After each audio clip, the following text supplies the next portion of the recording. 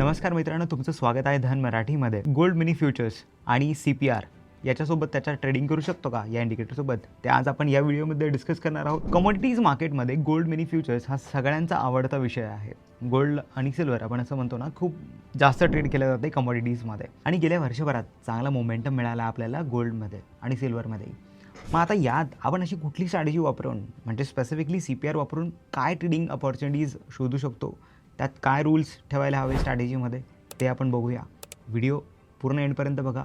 Comment करून तुमचेही प्रश्न आम्हाला विचारा की नक्की तुम्ही गोल्ड मनी फ्युचर्समध्ये कुठली स्ट्रॅटेजी वापरता ते. चला बघूया. CPR म्हणजे सेंट्रल पिवोट रेंज. पिवोट आपण वापरतो. पिवोट कालच्या हाय, लो आणि क्लोज यावरनं कॅल्क्युलेट होणारा एक लेवल आहे आजच्या ट्रेडिंग लेवलसाठी, आणि त्याच्यावरती एक टॉप सेंट्रल आणि खाली एक बॉटम सेंट्रल अशा दोन लाईन्स अजून ॲड होतात आणि आपण त्याला CPR असं म्हणतो.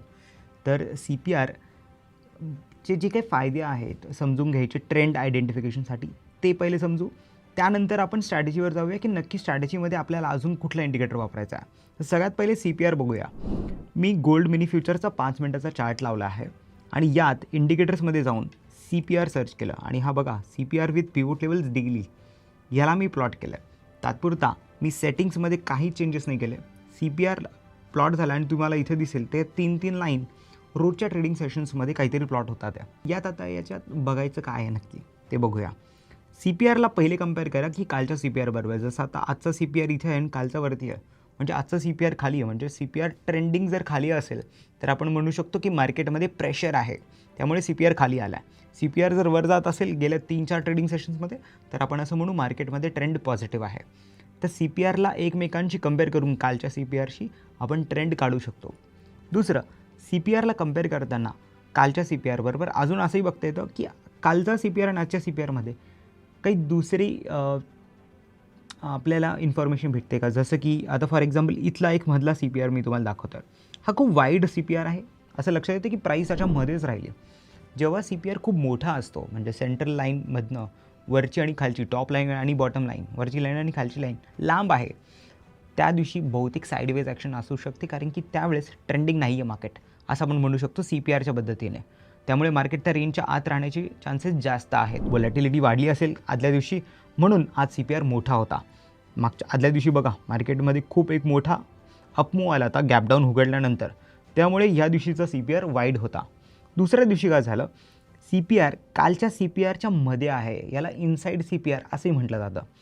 त्यामुळे CPRचे आपण ट्रेंड काढले की CPR एकमेकांना ट्रेंड करतोय का, तो त्याच्यात इनसाईड आहे का, आउटसाईड आहे का, नॅरो CPR आहे का, वाईड CPR आहे. नॅरो CPRच्या दिवशी असं म्हटलं जातं की मार्केट ट्रेंडिंग असतं आणि आपल्याला एक ट्रेंडिंग मूव्ह कॅप्चर करता येऊ शकते. आता CPRवरनं तर आपल्याला असं लक्षात आलं की काय होतं आहे नक्की. आता आपण थोडंसं अजून चार्टला बघूया, काल म्हणजे मागे जाऊन, तर इथे लक्षात येईल बघा CPR वर जात आहे. तर लक्षात आलं की मार्केट ट्रेंड करते वरती. जर या फेजमध्ये बघितलं तर हे सगळे CPR वर गेलेत आणि वर गेल्यामुळे हा इथे आपल्याला एक गॅप अप ओपन मिळाला खूप मोठा. त्यामुळे असं CPRवरनं एक अंदाज आला होता की मार्केट वर असेल.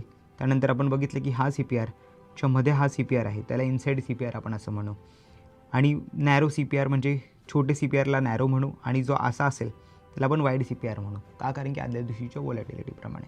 आता CPR आणि त्याचा रिलेव्हन्स तुम्हाला प्राईस बरोबर तर कळालेला आहेच. आता आपण बघूया की CPR आज करता आपल्याला काय सांगतं. जर आजची प्राईस आजच्या CPRच्या वर असेल तर आपण म्हणू प्राईस बुलिश आहे. जर आजची प्राईस आजच्या CPRच्या खाली आहे तर आपण म्हणू प्राईस बेरिश आहे. हे आपण नॉर्मल जसे आपल्या इंडिकेटर्सवरनं काढतो ना की मूविंग ॲव्हरेजेसच्या वर आहे तर बुलिश, खाली असेल तर बेरिश.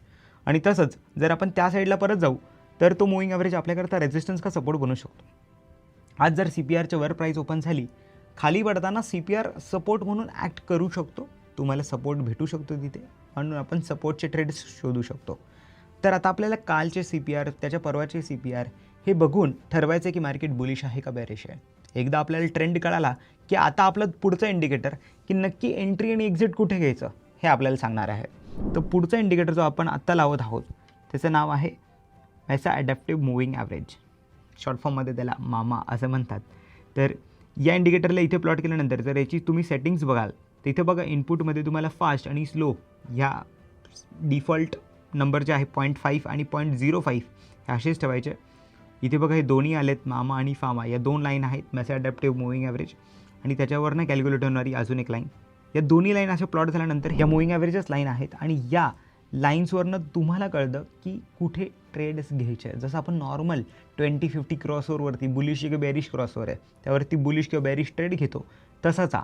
पण हा दुसऱ्या मूव्हिंग ॲव्हरेजपेक्षा वेगळा का? हा थोडा फास्ट रिॲक्ट करतो आहे, आणि ज्या वेळेस मार्केट साईडवेज जातं हा तुम्हाला त्या विप्सॉसपासून पण वाचवायचा प्रयत्न करेल. नॉर्मल मूव्हिंग ॲव्हरेजेसमध्ये थोडे जास्त विप्सॉस सापडतील, यात थोडे कमी सापडतील. असं नाही म्हणू शकत की याच्यात विप्सॉस येतच नाहीत, पण यात थोडी कमी असेल. जसं आपण म्हणतो ना सुपर ट्रेंड साईडवेज जेव्हा प्राईस होते तर फ्लॅट होऊन जातो, तसा हा मूव्हिंग ॲव्हरेजही काही काही लेवलवर जाऊन थोडा फ्लॅटही होतो. पण जेव्हा प्राईस फास्ट मूव्ह करते त्या प्राईसबरोबर फास्ट मूव्हही होतो. या इंडिकेटरचा हा फायदा आहे. तर तसं आता आपण बघूया की आजच्या प्राईस लेवलवर आपल्याला काय अपॉर्च्युनिटी याच्यात दिसतं आहे.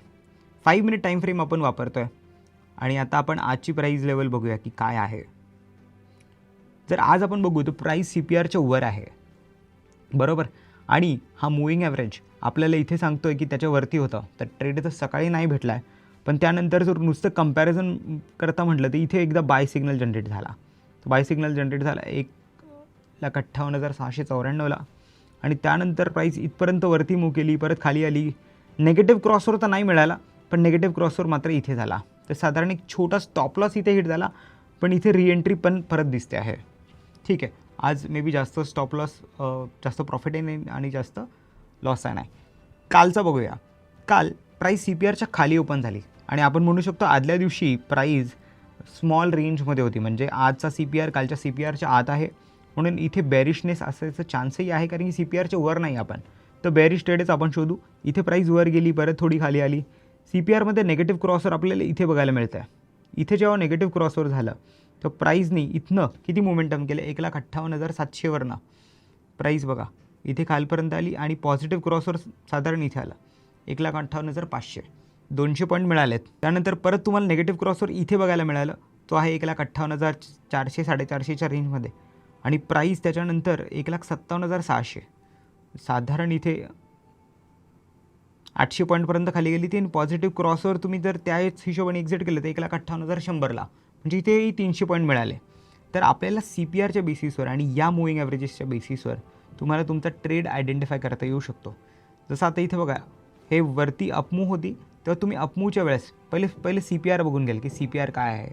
तर इथे बघा हा CPR वर होता, त्यानंतर हा CPR खाली उघडला.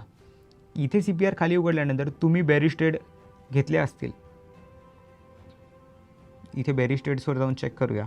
आता मी 5 मिनिट टाईम फ्रेम वापरतो, कारण की नाही स्टॉप लॉस थोडा छोटा होतो. तुम्ही 15 मिनिट टाईम फ्रेम पण वापरू शकता, त्याच्यात स्टॉप लॉस थोडा मोठा होईल, कारण की क्रॉसवर्स तुम्हाला थोडे लेट मिळतील. जितका मोठा टाईम फ्रेम असतो नेहमी स्टॉप लॉस थोडासा जास्त होऊ शकतो, पण त्यात प्रॉफिटचे टार्गेटही जास्त होऊ शकतात. तर त्याप्रमाणे तुम्हाला तुमच्या रिस्क ॲपेटाईटप्रमाणे तुमचा टाईम फ्रेम चूज करता आली पाहिजे.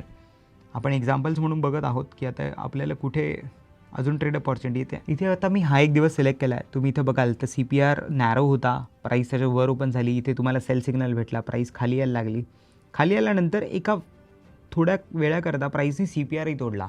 आता इथे CPR तोडला होता, आणि मामा आणि फामा दोघं नेगेटिव्ह होते, म्हणजे आपले हे जे मूव्हिंग ॲव्हरेजेस ते नेगेटिव्ह होते. आपल्याला खाली क्रॉसर हवा होता, बट प्राईस परत CPRच्या आत गेली.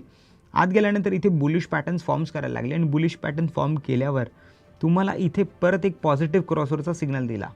पॉझिटिव्ह क्रॉसवरचा सिग्नल आला 1,48,800च्या आसपास. आपण CPRच्या खाली 1,48,500च्या आसपास आपला SL ठेवू शकतो, आणि किंवा मामा त्याच्या पहिले क्रॉसवर झाले नेगेटिव्ह तर आपण तिथे एक्झिट करू शकतो. इथे ही एंट्री आल्यानंतर 1,48,500 नंतर त्या दिवशी प्राईस एंट्री आली ती 1,48,700ला. त्यानंतर त्या दिवशी प्राईस गेली 1,49,500पर्यंत. तर साधारण त्या दिवशी इथे पॉईंट्स याच्यात आले ऑलमोस्ट 800 पॉईंटपर्यंत आलं होतं वरती मूव्ह. आणि खाली जरी तुम्ही क्लोजिंग डे एंडला पण बघितली 11-12 वाजता ती 1,49,100च्या आसपास झाली. डे तरी 300-400 पॉईंट होते, आणि जिथून एंट्री झाली तिथून हाय ऑलमोस्ट 800 पॉईंट होता. नेक्स्ट डे पण तुम्ही बघाल CPR खाली आहे, प्राईस वरती ओपन होते. इथे तर तुम्हाला पॉझिटिव्ह क्रॉसवर नाही मिळाला, बहुतेक तो फक्त टच करूनच गेला, बट अशा ठिकाणी जर पॉझिटिव्ह क्रॉसवर परत मिळाला असता तुम्ही CPR आणि मूव्हिंग ॲव्हरेजेसच्या सपोर्टने इथे परत रिएंट्री केली असती 1,49,500च्या आसपास. तर त्या दिवशी ही एवढा मोठा ट्रेंडिंग मूव्ह तुम्हाला सापडला असता, आणि तो एक्झिट 1,51,500 म्हणजे साधारण 2,000 पॉईंटची मोमेंटम इथे मिळाली असती. का? कारण की सेटअप सिम्पल आहे. CPRच्या वर प्राईस होती. आपण जे एंट्रीसाठी मूविंग ॲव्हरेज वापरतो आहे, हा मेसा ॲडॅप्टिव्ह मूविंग ॲव्हरेज, यांनी एक क्रॉसवर सिग्नल दिला म्हणून त्यात परत एक बाय एंट्री बनू शकते, परत सेल एंट्री बनू शकते. या प्रकारे तुम्ही गोल्ड मिनी फ्युचर्समध्ये ट्रेड करू शकता. गोल्ड मिनी फ्युचर्समध्ये ट्रेड करत असताना तुम्हाला या सगळ्या गोष्टींचं लक्ष ठेवायचं आणि स्पेसिफिकली CPRमध्ये ट्रेडिंग करत असताना CPRला परत एकदा रिवाईज करूया. CPR म्हणजे सेंट्रल पिव्होट रेंज, याला आपण कंपेअर करू त्याच्या आदल्या दिवशीचे 2-3 CPRs बरोबर, की CPR आजचा वाईड आहे का नॅरो आहे, पहिले हे बघू. कालच्या कंपॅरिझनमध्ये तो ट्रेंडिंगवरती आहे की साईडवेज आहे की खालती आहे, त्यावरनं आजचा आपल्याला ट्रेंड पण एक अंदाज येऊ शकतो. आणि आज त्यानंतर प्राईस CPRच्या वर आहे की खाली आहे, यावरनं आपण एक ट्रेंड आयडेंटिफाय केला. आज आपल्याला गोल्ड मिनी फ्युचर्समध्ये बाईंग करायची का सेलिंग करायची हे कळालं. आणि मग आपण आपल्या आलो एंट्री एक्झिट इंडिकेटरवर, जो आहे मामा इंडिकेटर, मेसा ॲडॅप्टिव्ह मूविंग ॲव्हरेज.